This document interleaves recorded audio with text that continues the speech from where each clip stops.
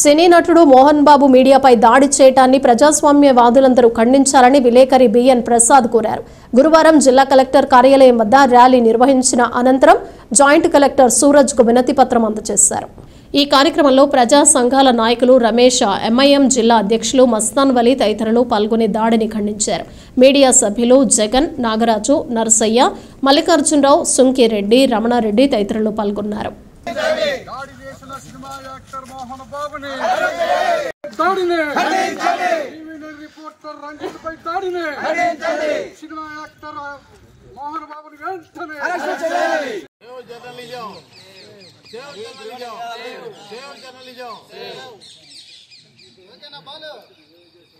పల్నాడు జిల్లా Narasaraopet joint action committee journalist తరపు నుంచి మాట్లాడుతున్నాము.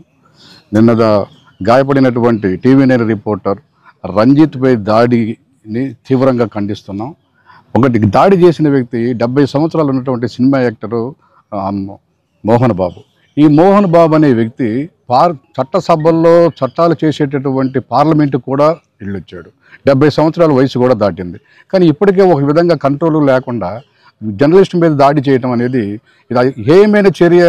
అసలు మమ్మల్ని అడిగితే కనుక తెలుగులో కూడా అతని గురించి మాట్లాడాలంటే అలాంటి భాష మాట్లాడాలి.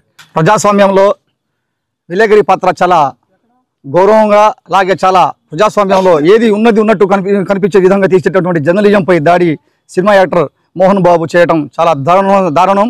అలానే వాళ్ళ కుమారుడు పోలీస్ స్టేషన్కి వచ్చి కంప్లైంట్ పెట్టి అతను మీడియా సమావేశం పెట్టి చెప్పడం వల్లనే కదా విలేకరులు మీ దగ్గరకు వచ్చి అడిగింది. ఏం జరిగింది సార్ అనగానే ఆ రకంగా కొడతారా మోహన్ బాబు?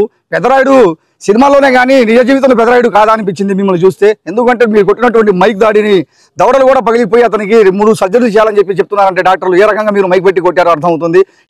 ప్రభుత్వానికి ప్రజలకు మధ్య వారధిగా పనిచేస్తూ ప్రజా సమస్యల పరిష్కార వేదికగా మీడియా పనిచేస్తూ ఉంది. ఈ రోజున ఇటువంటి మీడియాపై, టీవీ9 విలేకరిపై సినీ నటుడు మోహన్ బాబు దాడి చేయటం అత్యంత బాధాకరమని చెప్పేసి సందర్భంగా తెలియజేస్తా ఉన్నాం.